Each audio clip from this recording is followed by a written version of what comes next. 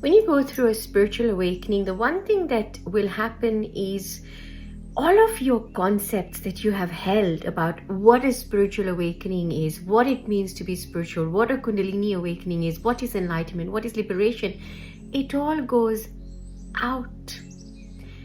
You start to receive wisdom unfettered, not diluted. It comes right from source to you, and it is translated in whichever language you will use to understand it. But before you use any language that comes from your mind, you will already know this by perception. Now, when this happens, you don't need a book, you don't need a teacher, you don't need anything outside of you to tell you about what you're experiencing. Now, folks, a little tip for anyone on here that is experiencing a genuine awakening, ascension, waking up from a false matrix, a Kundalini awakening, whatever it is that you want to call it, as long as you're genuinely experiencing a paradigm shift in consciousness that makes your 3D reality seem very, very unreal, and you feel that there is another reality beyond the 3D.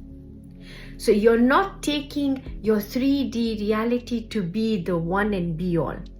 Now, for those of you who are experiencing this, the one tip that is, I feel, the most important tip is for you to try to declutter your mind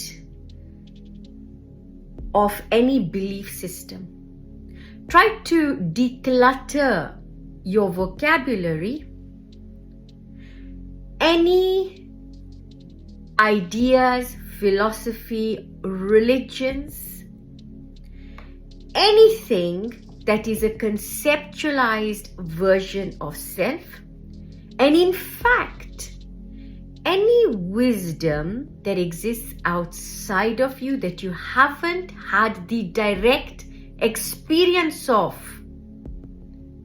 without foresight of what you're relying on at the moment, discard it. So what I'm suggesting as a tip is have the experience first and then talk about it. And if you're having an experience, try not to label it, or try not to compartmentalize it so that it fits into an existing label or a container. You don't need to force it to fit into something. The name Kundalini, for example, it's not patented. It doesn't mean that this is it and it's only Kundalini, or this is it and it's only spiritual awakening, or this is it and so. No. We are all unique. You will all have an experience that is genuine to you. You're all going to have this experience.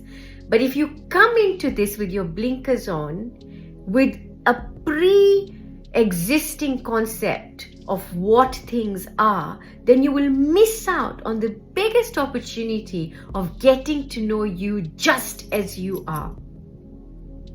Getting to know your experience, getting to know your extrasensory perception that goes beyond your senses.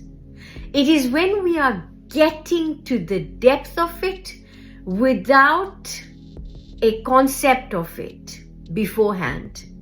Yeah.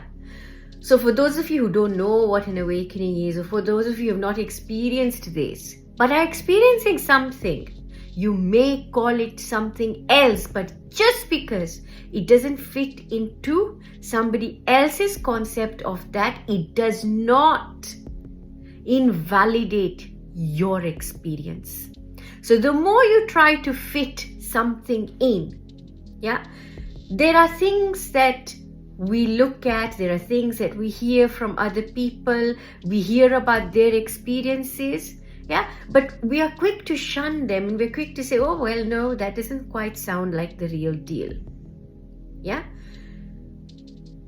When somebody tells you, you're listening to them, but when you listen with all ears, with all senses, you might be able to go beyond what they're actually telling you in the language that they're using to share something. And that is what we call, and that is something that comes to you post an awakening, that you can communicate with one another beyond language, beyond words, beyond mind, so that we can perceive each other beyond the three-dimensional person.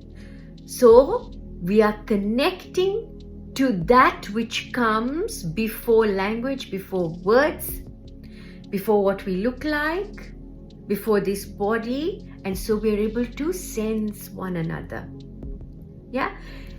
One example is, say you're walking or wherever you are, suddenly you'll turn your head. When you turn your head, you'll find that somebody is actually looking at you. Now, because somebody was looking at you, that made you turn your head. See, they were already sending a signal to you. So when we communicate with each other, if we're going to limit what we receive out of that communication and what we give out, from us to the other person, just to the words, what the person looks like, or our own concepts, then we'll get nothing, folks. We will then remain limited. Now, that is the beauty of an awakening. You let others have their awakening and you have yours. There is absolutely no judgment in what the other person is doing, what you're doing, which is why we said that the one telltale sign of a true awakening is your quest for self-mastery, your quest to know thyself before anything else, your quest to hold yourself most responsible, most accountable. This is where those of us who are going through healing, those of us who are going through trauma and understanding it, assimilating it, at some point you will shift back into self-accountability, so that whatever has happened, you've been able to assimilate, integrate, but you no longer want to stay in that mode. You want to move beyond that mode into holding yourself responsible for what you want to experience. This is the beauty of an awakening, that it really becomes about you as you transition onto this journey. And gradually we'll move on to something else. Sending you so much love, folks. I will be right back with more. Lots of love.